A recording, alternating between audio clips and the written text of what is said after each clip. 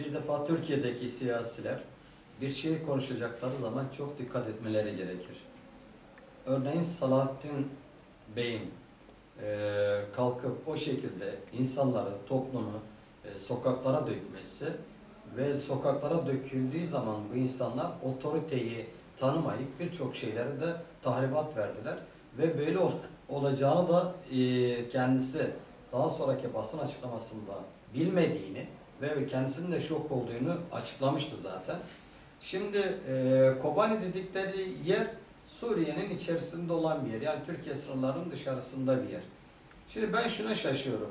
Eğer maksatımız insanların yani katledilmesi zulümse tamam, zulme hep beraber karşı çıkalım. Ama bugün Suriye'de 200, 300, 350 bin tane Müslüman katledildi. Ve halen de katlediliyor.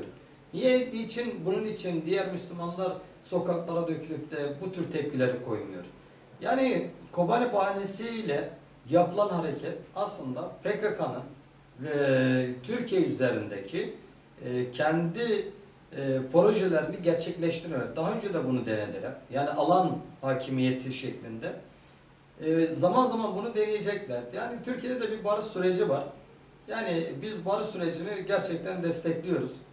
Yani barış sürecini desteklememizdeki gaye, yani biz Müslümanlar kardeşiz yani. Sırf bunun için destekliyoruz. Yani bir ateist ve dinsiz veyahut da efendime söyleyeyim Marksist-Leninist bir örgütle yapılacak bir barış süreci değil. Oradaki Müslümanların kanları akmasın, kardeş kardeşi öldürmesin düşüncesiyle yapılan barış sürecini sonuna kadar destekliyoruz ve sonuna kadar da bu barış sürecinin arkasındayız.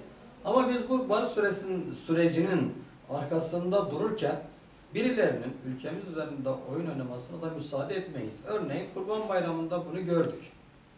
Ne oldu? Orada işte 3 tane Müslüman genç ellerinde et, fakir fukaralara işte bu Kobani dedikleri yerden gelen Kobanili Kürt kardeşlerimizi ihtiyaçlarını gidermesi için onlara et götüren çocuklardı. Mesela onlar da katledildi.